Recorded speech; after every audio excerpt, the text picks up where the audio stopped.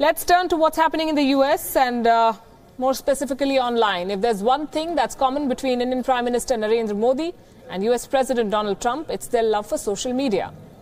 Both of them use Twitter extensively to communicate with their people and the rest of the world. There's a fundamental difference, though. While Modi is measured in his comments, Trump goes all guns blazing on any topic under the sun. In the first 3 days of the new year, he's unleashed a tweet storm. Taken together, Trump's tweets set the stage for 2018 and display the combativeness that defined his presidency in 2017. He took a Christmas break to play golf, but not a break from Twitter. US President Donald Trump began the new year with a flurry of tweets. Enough for the world to wonder whether Trump's New Year resolution was to hit Twitter more often in 2018. Trump's first tweet of the year immediately caught India's attention. The US President threatened to cut aid to Pakistan for lying to the US and offering little help in hunting terrorists in Afghanistan. The comment sparked a quick and angry response from Islamabad. On Twitter, Pakistan's defense minister retorted that Americans have given us nothing but invective and mistrust in the post-9/11 era.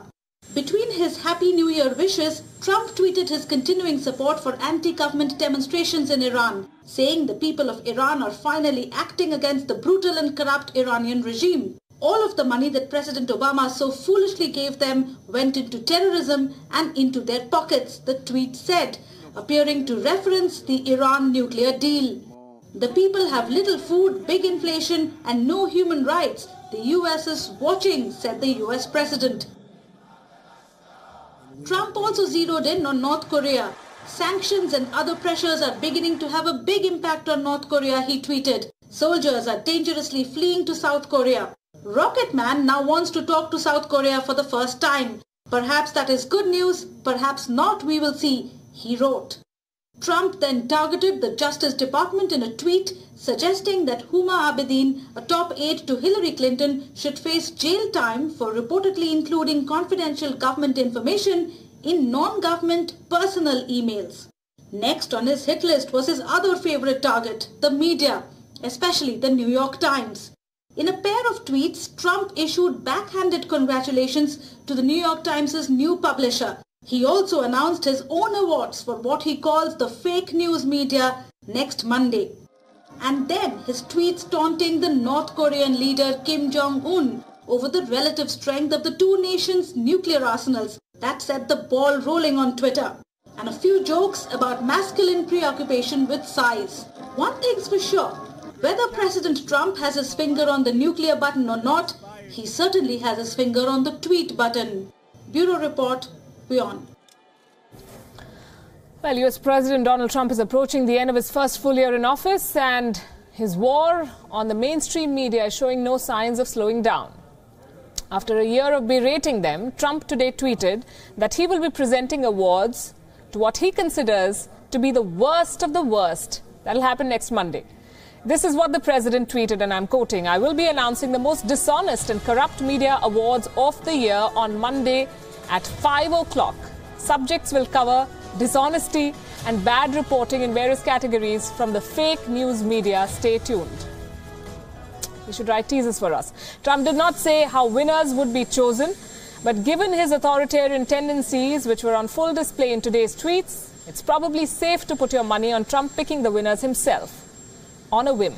In fact, it wasn't long back that Trump floated the idea of awarding a quote-unquote fake news trophy to media outlets to mark what he called their distorted coverage of his presidency.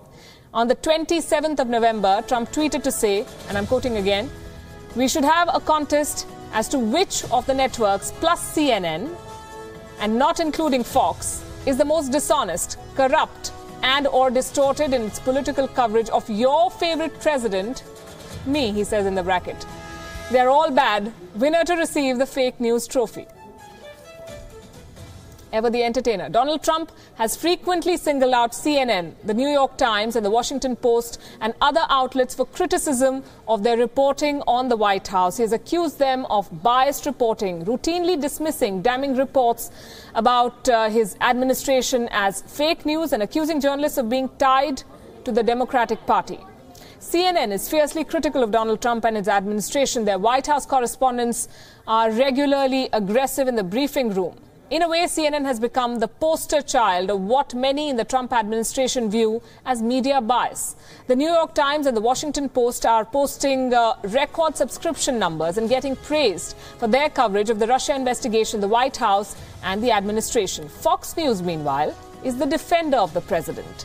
Trump is known to watch the network's unabashedly pro-Trump morning show called Fox and Friends, often going to Twitter to share his thoughts about news covered on that show. A combative Donald Trump has done away with media interviews and press conferences almost entirely. The end result is that he has entered 2018, a year in which his administration faces a special counsel investigation and the potential for impeachment-hungry Democrats to take control of the Congress, with perhaps the most antagonistic relationship with the media that any head of state has had in modern times.